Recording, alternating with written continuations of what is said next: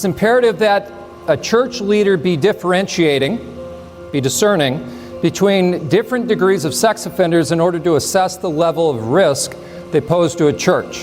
And what Church Protect calls the super predator, that is the serial pedophile who specifically targets churches and is a wolf in sheep's clothing. The most important thing about Church Protect is the fact that they are willing to identify for congregations and for pastors how to identify the predators that may come into their church.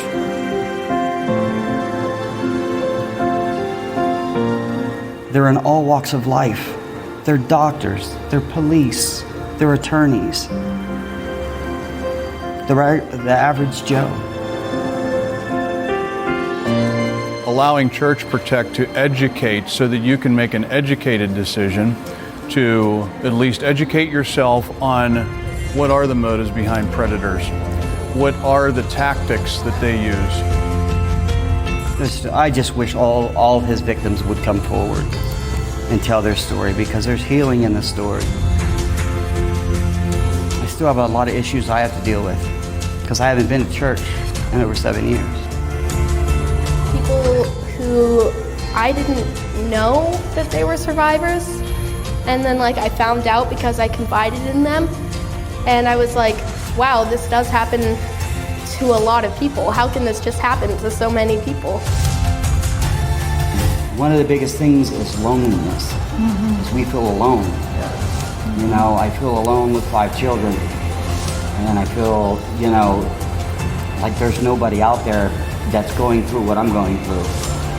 And I just think it's just getting the word out there, knowing that you're not alone, holding these symposiums.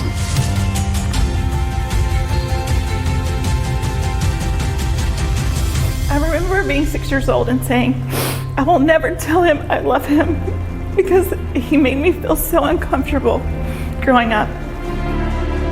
The other co-founder of Church Protect, who's a therapist who has worked extensively with survivors of child sexual abuse and worked extensively with child predators in prison, thousands of them.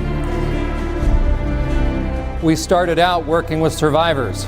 We ended up in prison. I have about 11 years in prison.